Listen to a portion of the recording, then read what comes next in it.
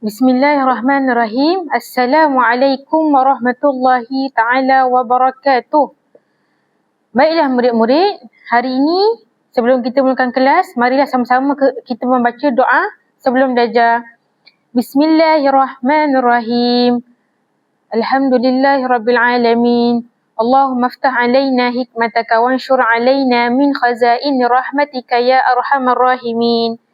Baiklah, hari ini kita akan lihat subjek tajwid, di mana kita akan melihat contoh-contoh tajwid menurut riwayat Imam Hafs Al-Asim Tariq Asy-Syatibiyah.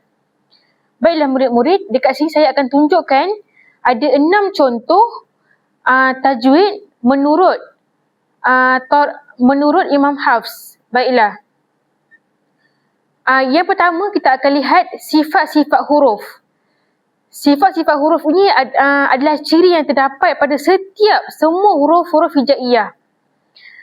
Kemudian amat penting untuk kita mengetahui sifat-sifat huruf untuk memastikan kita membaca Al-Quran dengan baik, fasih dan sesuai dengan bacaan Rasulullah sallallahu alaihi wasallam. Kemudian sifat huruf ini terbagi kepada 2, iaitu sifat huruf tunggal dan sifat huruf yang berlawanan.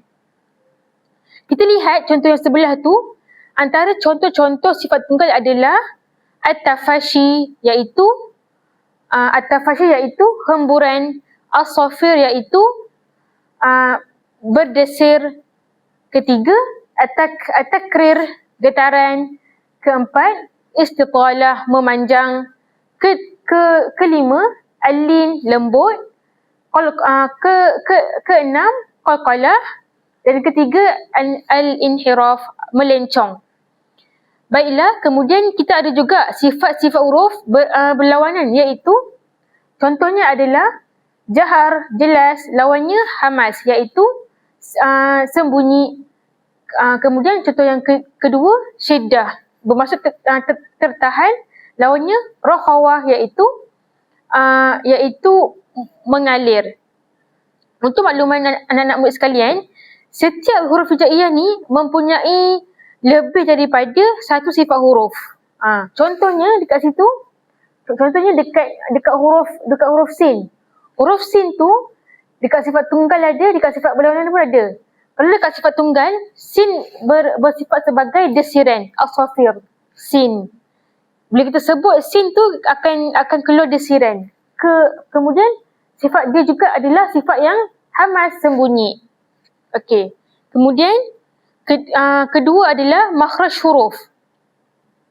Makhraj huruf ini adalah tempat keluar huruf hijaiyah. Baiklah, tempat huruf ini adalah asas pertama dalam membaca Al-Quran supaya kita baca dengan baik dan benar. Kemudian makhraj huruf ada lima bahagian, iaitu al-jawf, al-khalq, al-lisan, al-syafatain dan al-khayshum. Kita lihat gambar di sebelah. Al-jawf iaitu rongga mulut. Apa huruf yang keluar daripada al-jawf? Iaitu alif, waw, ya. Al-khalq, kerongkongan. Apa dia huruf yang keluar di kerongkongan? Ghin, kha, ain, ha, hamzah, ha. Kemudian kita ada al-khayshum. Al-khayshum ni adalah hidung. Apa dia huruf yang keluar daripada al-khayshum? Nun bersyaddah dan mim yang bersyaddah. Keempat, al-lisan iaitu lidah. Apa dia huruf-huruf al-lisan? Ra, nun, ta, dal, ta, za, za, fa, ba, lam, ya, shin, jim, qaf dan kaf. Kemudian asy-syafatain, 2 bibir. Apa dia huruf-huruf yang keluar daripada asy-syafatain? Bim, ba, mim, fa, waw. Amat penting untuk kita tahu makhraj huruf ni sebab kita perlu sebut huruf dengan jelas. Dan cara sebut huruf dengan jelas adalah kita keluarkan huruf mengikut makhrajnya. Kita tak boleh keluar huruf ikut sesuka hati. Okey, baiklah. Seterusnya, yang ketiga adalah tarqiq, tafkhim dan taghlis. Apa itu dia? Tarqiq adalah nipis, tafkhim adalah tebal, taghlis adalah tebal juga. Tapi untuk sifat ini kita fokuskan kepada huruf ra dan huruf lam, kerana huruf ra dan huruf lam saja yang ada tarqiq, tafkhim dan taghlis. Baiklah, kita lihat kepada hukum ra. Hukum ra dibaca tebal. Jika huruf baris huruf ra tu sama ada fathah ataupun dhammah.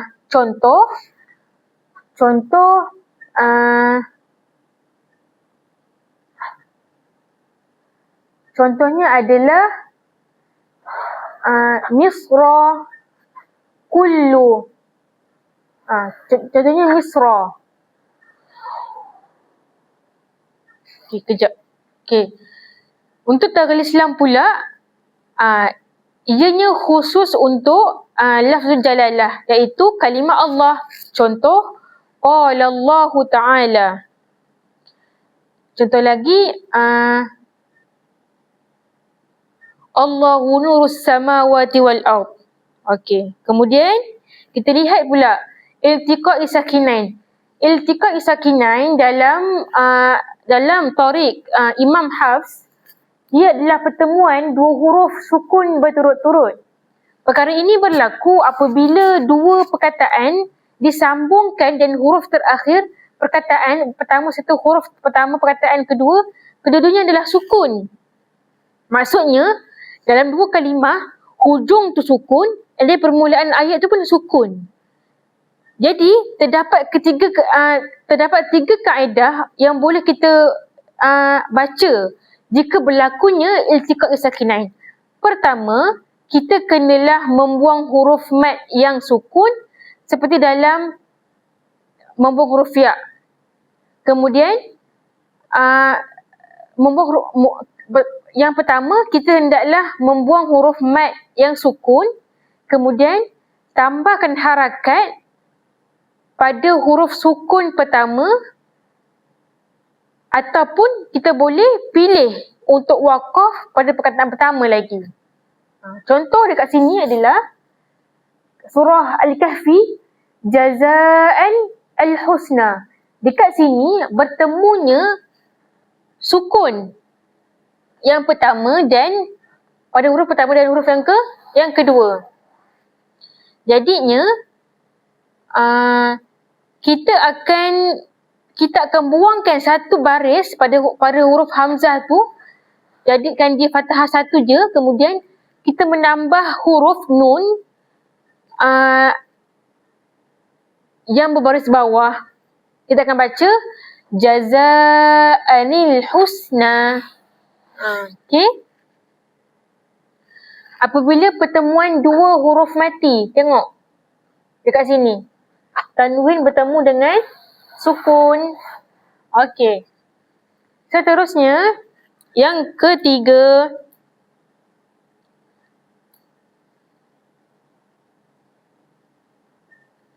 yang keempat adalah fawatihus suwar. Apa itu fawatihus suwar? Fawatihus suwar ini adalah pembuka surah-surah, ataupun kita sebutkan sebagai huruf istiqalah, ataupun maafkan saya, huruf-huruf muqata'ah, iaitu merujuk kepada huruf-huruf tunggal atau kombinasi huruf yang ditemui di permulaan 29 surah dalam Al-Quran. Jadinya, huruf-huruf tunggal ini ataupun huruf-huruf gabungan ini tidak ada hanya diketahui maknanya oleh Allah Subhanahu Wa Taala. Cara membacanya, hendaklah kita mengeja nama huruf tersebut satu persatu mengikut hukum tajwid, bukannya membaca sebagai perkataan. Contohnya adalah kalimah kaf. Kalimah kaf, ha, ya, ain, sad. Dalam surah Maryam kan? Dalam kes ni kita tak boleh baca kahi'as. Tak boleh. Bacanya adalah kita mengeja huruf ni satu-satu. Contoh, kaf. Ka, alif, fa. 6 harakat. Kemudian ha, hamzah, alif. Ya. Ya alif. Maksudnya kita kena baca dia dengan kita mengeja huruf-huruf tersebut. Dia akan jadi kaf, ha, ya, ain, sad. Sebab apa kat sini dengung? Sebab nun sakinah bertemu dengan huruf sad. Huruf sad. Ihfa hakiki, 2 harakat. Okey. Yang kelima dan terakhir adalah waqaf dan ibtida'.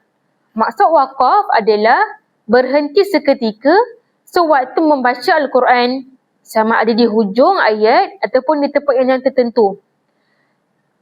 Waqaf ni kita waqaf sebab sebab nak ambil nafas baru ke, ataupun kita nak berhenti baca Quran ke. Itu adalah waqaf. Ibtida' pula adalah kita nak mulakan ayat tu.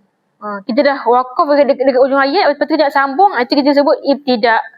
Okay, contoh waqaf adalah ikhtiyari, kemudian ikhtibari, intizari dan ittirari. Okey, untuk ikhtiyari ni iaitu waqaf yang boleh tam, kafi, hasan. Tapi kita tetap boleh berhenti pada tempat yang dilarang. Sebab boleh jadi itu adalah waqaf qabih, waqaf yang tidak baik. Okay. Kemudian waqaf ittirari adalah waqaf kerana terpaksa, seperti batuk ataupun bersin. Macam itulah. Baiklah. Okey. Sekadar itu sahaja kelas kita pada hari ini. Jazakallah khair. Assalamualaikum warahmatullahi wabarakatuh.